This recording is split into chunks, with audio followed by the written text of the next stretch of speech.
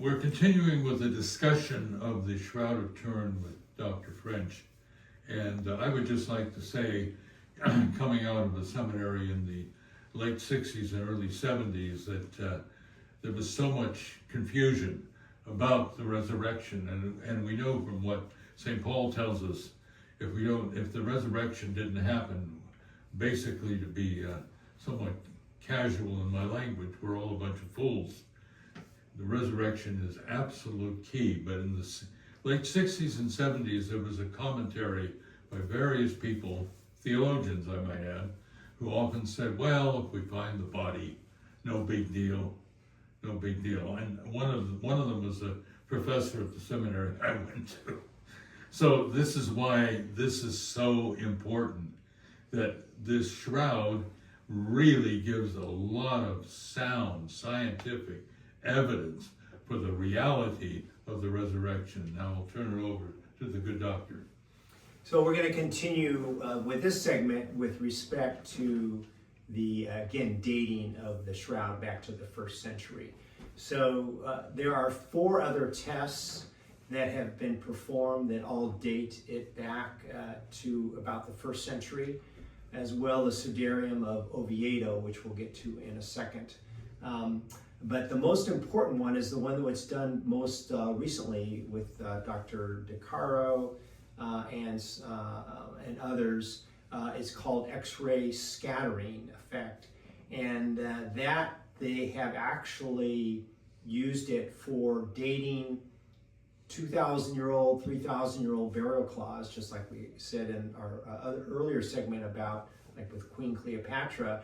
And so they used carbon-14 dating for that, and then compared it to what they got with X-ray scattering, and lo and behold, it would perfectly match. And so then when they did that X-ray scattering test on the Shroud of Turin, it dated it back 2,000 years ago.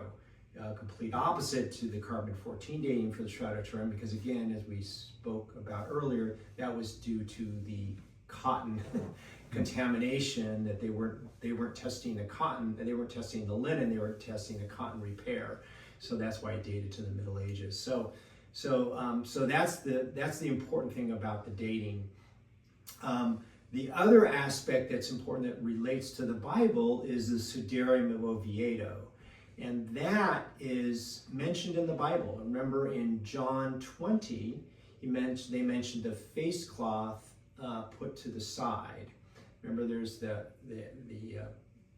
burial cloth and then the face cloth put to the side. That's what Sudarium means.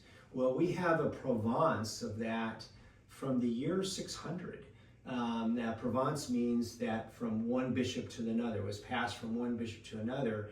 That Sudarium was passed on, and that Sudarium has 120 blood stains, just like the face, which is where it was placed on. It was placed on the face, so there's 70 blood stains on the front and 50 in the back on the Shroud of Turin. When you do computer overlay and relate that to the Sudarium of Oviedo, which again dates back to the year 600 AD with a Provence, the blood stains match. So 70 in the front and 50 in the back. And again, remember that the Sudarium, the Shroud of Turin, and the 21st century Eucharistic miracles and the Lanciano Eucharistic miracle of 750 AD all have type AB blood, the rarest blood type in the world, but is in about 12% of people of Jewish descent. So that's an important factor.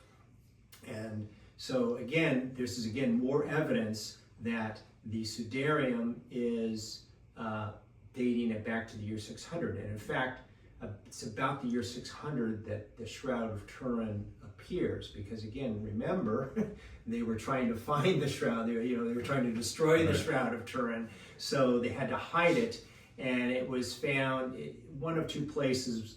One is Edessa, and there's another city near that there's 2 different stories, 2 different accounts about where it was actually found, but it was found about the year 525.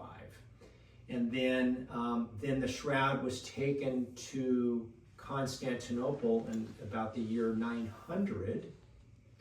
And then in the Fourth Crusade, which was 1204, the burial cloth of Jesus Christ disappears, and it turns up in France.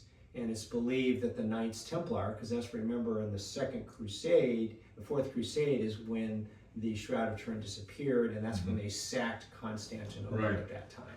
So it ended up in Liry, France. That's how it ended up in Chambray, France in 1532 for that fire of Chambray. And that's how it ended up in Turin, because Turin, Italy, in those days was part of France, and the Savoy family was based in Turin. And so the shroud was brought to Turin, Italy. So that's how the Shroud of Turin ends up, the burial cloth of Jesus Christ ends up in Turin, Italy.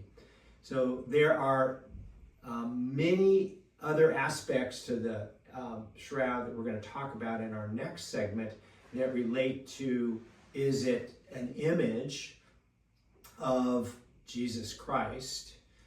And then we're going to talk about how the image was formed, and how the image was formed is evidence that it's a supernatural event. It's the resurrection. Okay, this is